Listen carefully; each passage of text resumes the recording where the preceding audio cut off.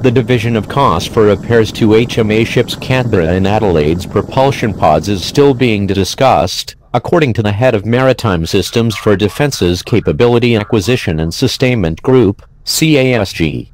At Senate estimates last week, South Australian Senator Alex Gallagher queried whether any, or all, costs of repairing the azimuth propulsion pod systems would be recovered through a warranty for the vessels, which are expected to be in service for 3 decades.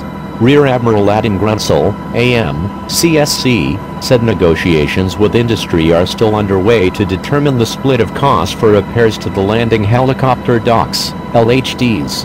I don't have the figure of the total cost, and in fact it's still under negotiation with industry as to what the split of those costs will be, RADM Grunsel told Senate estimates. We're in negotiation with industry, and our intent is to recover some of the costs from industry. Quotation mark.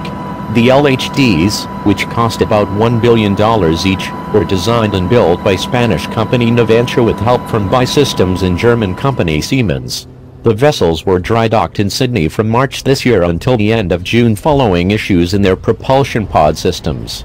As previously reported on Defence Connect, Chief of Navy Vice Admiral Tim Barrett confirmed there was a migration of oils across seals in the LHD's azimuth propulsion pod systems.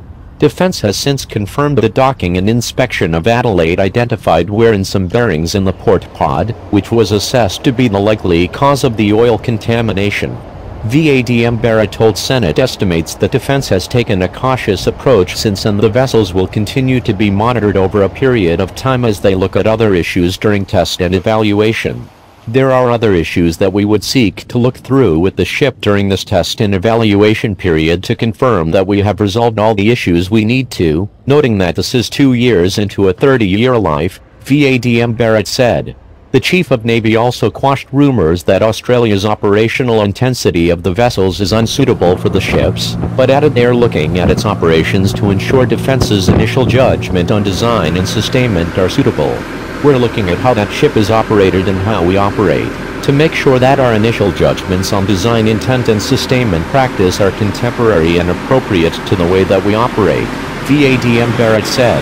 There's been no indication from the ship designer, in Navantia, as to how we're operating the ship. We do drive the ship differently from the Spanish Navy, from the Armada, and, again, we are looking at that, but we are not, and it has not been indicated by the original equipment manufacturers that we are operating outside the limits of what the equipment was designed to do. My biggest issue will be making sure we only use them at sea equivalent to the number of sea days that I'm funded to be able to provide them, and that is part of the sustainment issue.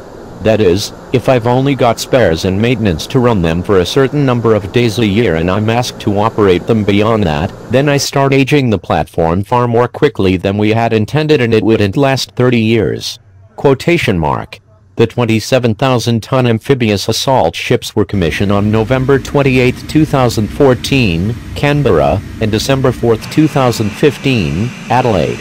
The ships are able to land a force of over 1,000 personnel by helicopter and watercraft, along with all their weapons, ammunition, vehicles and stores.